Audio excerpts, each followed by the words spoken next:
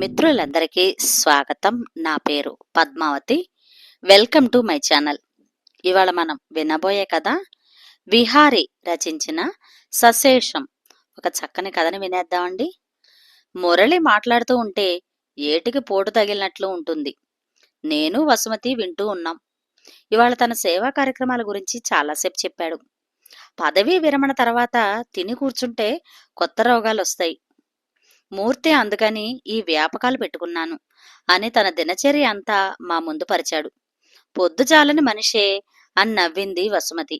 లేచి లోపలికి వెళ్ళింది. మంచిదే, 10 మందికి ఉపయోగపడుతున్నాడు అని నేను సన్నగా నవ్వాను. కాఫీ తెచ్చింది వసుమతి. తాను కూర్చుంది. ఇద్దరం తీసుకున్నాం. వాళ్ళ వదిన చేతి కాఫీ తయారీని మెచ్చుకుంటూ తాగటం పూర్తి చేశాడు. అప్పుడు మొదలెట్టాడు.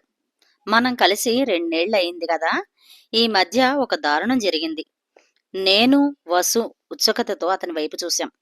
నేను దిల్సుఖ్ నగర్లో హాస్టల్లో కదా ఉండేది.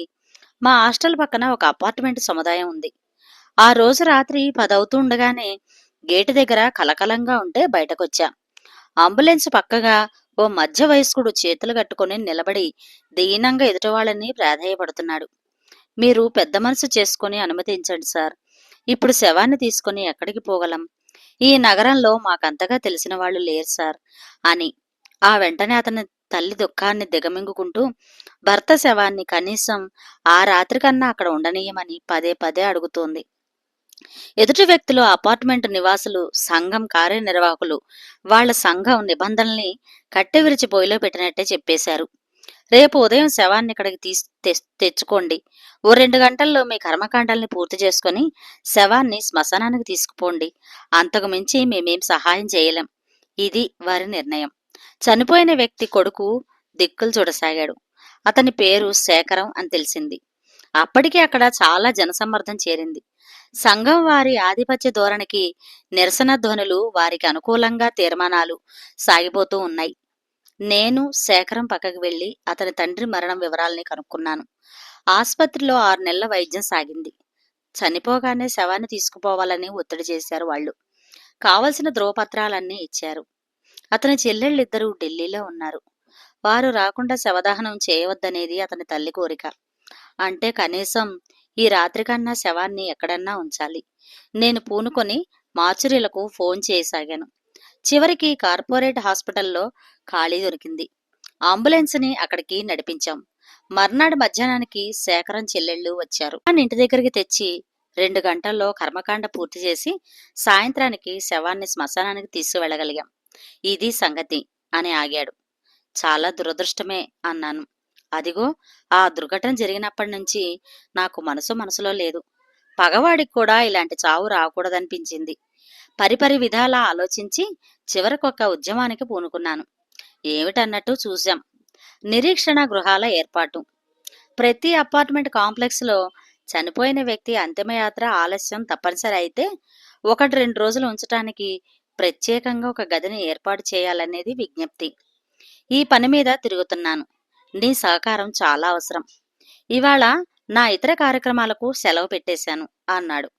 బాగుందయ్యా, చాలా అవసరమైన ఉద్యమమే అని వంటింట్లోకి వెళ్ళిపోయింది సుమతి. నేను లేచాను. అయితే ఇవాళ ఎటు వెళ్ళాలి అడిగాను. కూకట్పల్లి. ఉదయం 1, సాయంత్రం 1. మురళి దినపత్రికను చేతిలోకి తీసుకున్నాడు. సరే అంటూ గదిలోకి నడిచాను. నేను స్నానాధికాల్లోకి దిగాను. ఆలోచనలో గతం కదిలింది. మురళి నేను గుంటూరులో SLC దాకా సహోద్యాయులం. వాళ్ళ నాన్న హోటల్లో, షాపులో లెక్కలు రాస్తూ ఉండేవాడు. కోర్టు వరండాలో కూర్చొని కార్బన్ కాపీలు తయారు చేసి పెడుతూ ఉండేవాడు. వాళ్ళ అమ్మ వంటలు చేసి 4 రాళ్లు తెచ్చేది. మురళికి 3 చెల్లెళ్ళు. దోసెడు కొంప, గుప్పెడు బియ్యం. బాపతిగా చాలీ చాలని సంపాదనతో నెట్టుకొచ్చే సంసారం. తల్లి తండ్రిది గూడు చాలని సుఖం. మురళికి SLC రాగానే ఆర్టీసీలో కండక్టర్ ఉద్యోగం దొరికింది. మా నాన్నకు ప్రభుత్వంలో చిన్న ఉద్యోగం. సరిగ్గా ఆ రోజుల్లోనే చిత్తూరుకి బదిలీ అయితే వెళ్ళిపోయాం మేం. నేను పట్టభద్రునయ్యాను. బ్యాంకులో ఉద్యోగినయ్యాను. వసుమతితో పెళ్లి. శేఖర్, నిర్మల సంతానం. వాళ్ల చదువులు, పెళ్లిళ్ళు, సంసార బాధ్యతలు. వాళ్ళిద్దరూ అమెరికా వాసులైనారు. నేను వసుమతి మిగిలిపోయాం. 2 ఏళ్ల క్రితం పదవీ విరమణ. మా అత్తగారు వదిలి వెళ్లిన 100 గజాల 2 అంతస్తుల మిద్దెలో పార్సిగుట్టలో నివాసం.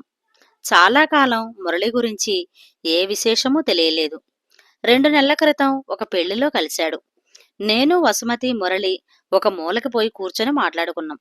ఎన్నెన్నో సంఘటనల గురించి, పరంపర, చాలా బతుకు గీతల్ని తిరగగీశాడు మురళి. నాదో చిందరవందర గతం మూర్తి అని తన వాళ్ళ గురించి చెప్పాడు. తల్లి, తండ్రి మౌలాలీలో చిన్న అపార్ట్మెంట్లో ఉంటున్నారు. ఆ గూడుని అతడి 3వ చెల్లెలు శకుంతల ఏర్పాటు చేసింది. ఆమె భర్తతో అమెరికాలో సాఫ్ట్వేర్ ఉద్యోగంలో ఉంది. పెద్ద చెల్లెళ్ళిద్దరికీ ఏవో గంతకదగ్గ బొంతల్ని తెచ్చి పెళ్లి చేశాం. ఈ సామెత ఫిర్యాదు వాళ్ళ మాటల్లోనే మూర్తి. శకుంతల్ని బాగా చదివించింది. వాళ్ళని చదివించక నేను వాళ్ళకి అన్యాయం చేశానని కోపం.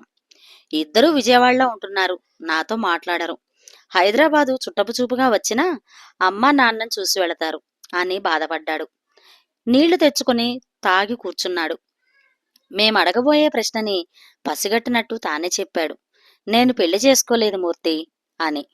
నేను, వసు మొహమొహాలు చూసుకున్నాం. నాకు సంబంధాలు వస్తున్న రోజుల్లో చెల్లెళ్ల బాధ్యత వలన నేను పెళ్లి వద్దనుకున్నాను. ఆ తర్వాత వృద్ధకన్యలు కూడా నన్ను వద్దనుకున్నారు అని నవ్వేశాడు. నేను దిల్సుఖ్ నగర్ హాస్టల్లో ఉంటున్నాను. అమ్మా నాన్నల్ని నా తిరుగుళ్లతో, సమయాల రాకపోకలతో ఇబ్బంది పెట్టదలుచుకోక ఆ నిర్ణయం తీసుకున్నాను.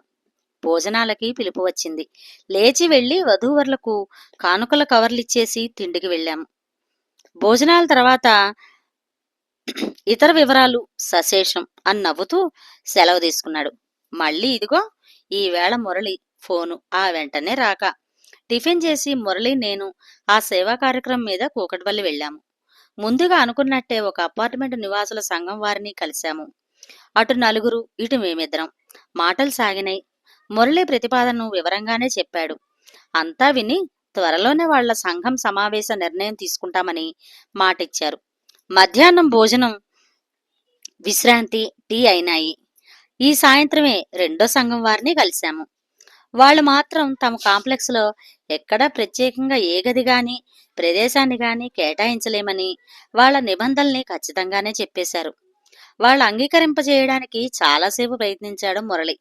చివరికి మమ్మల్ని వదిలించుకోవడానికి అన్నట్టు చూస్తామని 2 ముఖప్రీతి మాటలతో ఇక చాలని కదిలేటట్టు చేశారు మమ్మల్ని. మాటల సందర్భంలో ఆ సంఘంలోని ఒక పెద్దాయన ఒక సూచన చేశాడు. ప్రభుత్వం వారిని నగరపాలక సంస్థల్ని కలవమని, అసలు అపార్ట్మెంట్ కాంప్లెక్సుల నిర్మాణ ప్లానులోనే ఇలా ఒక నిరీక్షణ గృహానికి ఏర్పాటు చేయాల్సిన నిబంధనని చేర్పించేటట్టు కోరమని సలహా ఇచ్చాడు. ఈ సలహా ఆచరణలో 1,00,000 సాధక బాధకాల్ని ఏకరువు పెట్టాడు మురళి. ఈ ఆలోచనతో బయటపడ్డాము. ఎందుకో నా మనసు కూడా ఆ పెద్దాయన సలహా బాగుందనిపించింది. దారిలో ఈ మాటే మురళితో అంటే, నువ్వు పూనుకోగలవా ఆ తిరుగుళ్ళకి అని ఎదురు ప్రశ్న వేశాడు. నిజమే. వెంటనే నా దగ్గర సమాధానం లేదు. అట్నుంచి అట్టే దిల్సుఖ్ నగర్ వెళ్ళిపోయాడు మురళి. నేను ఇంటికి చేరేసరికి రాత్రి 8 అయింది. జరిగిందంతా వసుమతికి చెబితే విని, ఎవ్వరూ చేయదలుచుకున్నది వాళ్ళు చేస్తారు, కానియండి అన్నదామె. కొంచెం నిదానంగా ఆలోచిస్తే ఆమె ఇస్తున్న జీవన సూత్రం వాస్తవధారమైనదే అనిపించింది. ఆ తర్వాత 10 రోజులైందేమో. ఒక సాయంత్రం ఉన్న ఫలాన సికింద్రాబాద్లోని ఫలానా హాస్పిటల్కి రమ్మనమని ఫోన్ చేశాడు మురళి. ఆందోళనతో వెంటనే బయలుదేరి వెళ్ళాను.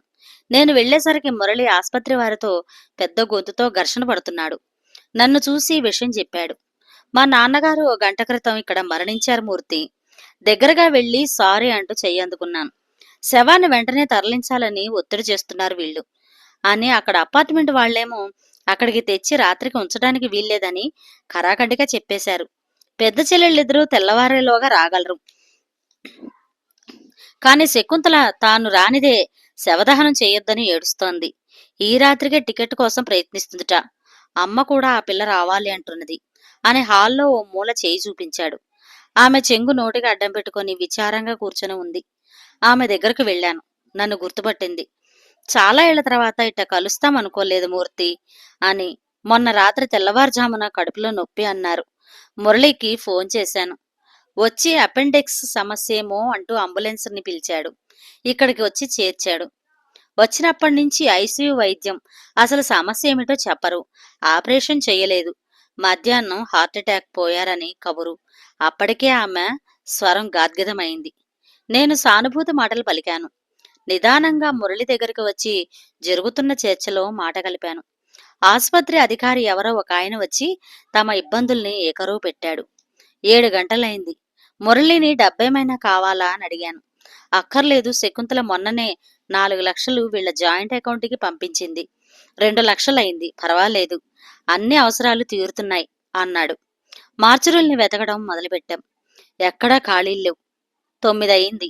నేను వసుమతికి ఫోన్ చేసి ఈ పరిస్థితులన్నీ వివరంగా చెప్పాను. మీ ఉద్దేశమే నా ఉద్దేశం, తీసుకురండి అన్నది.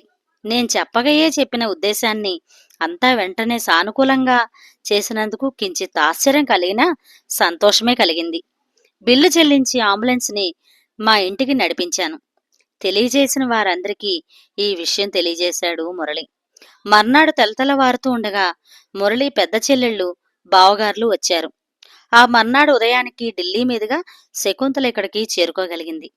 వాళ్ళ నాన్నగారి అంతిమయాత్ర సజావుగా జరిగిపోయింది. మురళి పెద్ద చెల్లెళ్ళు, బావగారులు భోజనం కాగానే వెళ్లిపోయారు. శవం లేచిన ఇంట్లో పరిపరి విధాల వైరాగ్య సంభాషణలు బాగానే విస్తరించింది. మురళి తనొక్కడే ఆలోచిస్తున్నట్టుగా, బహుశా రాబోయే కాలంలో ఉన్న వృత్తం కాబోయే దుస్థితుల్ని గురించేనేమో, లేక తన ఉద్యమ భవితవ్యం గురించా? పక్కకి చూశాను. మురళి వాళ్ళ అమ్మ గుమ్మం పక్కన తల కింద చేయి పెట్టుకుని పడుకొని శూన్యంలోకి చూస్తూ ఉన్నది. జరిగిన సంభాషణల్ని తలుచుకుంటున్నది. ఆధునికతన ఎన్ని సమస్యల్ని తెచ్చిపెట్టినా ప్రతిదానికి ఏదో ఒక పరిష్కార మార్గము లభిస్తూనే ఉంటాయిలే అనుకుంటున్నదేమో. ఇంతకు ముందు ఈ భావాన్నే మరో విధంగా అన్నదామె. పోయిన ఆయన అదృష్టం, ఆ దేవుడే పంపినట్టు మీ ఆలుమగల్ని పంపించాడు అని. మాటల మధ్యలో వసుమతి మురళిని ఉద్దేశించి, నీ నిరీక్షణ గృహం ఉద్యమాన్ని మీ అమ్మా నాన్నలు ఉంటున్న అపార్ట్మెంట్ కాంప్లెక్స్ నుండే మొదలు పెడితే బాగుండేదయ్యా. ఏ ప్రజాసేవకైనా ముందు మన ఇంటితోనే ప్రారంభం చేయడం మేలు కదూ అని.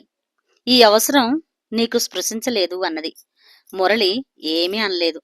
నేను తల తిప్పి మురళి వైపు చూశాను. సశేషంగా ఉన్న తన ఉద్యమం గురించి ఆలోచిస్తున్నట్టు మా ఇద్దరిని చూస్తూనే ఉన్నాడు మురళి. ఎలా ఉంది మిత్రులు? ఈ కథ సెప్టెంబర్ 24 స్వాతి సచిత్ర మాసపత్రికలో ప్రచురించబడిందండి. ఈ కథ కనుక మీకు నచ్చినట్లయితే షేర్ చేసి, లైక్ చేసి, సబ్స్క్రైబ్ చేసి నన్ను ఎంకరేజ్ చేయండి. మరొక మంచి కథలో మళ్ళీ కలుస్తాను. Thank you. నమస్తే.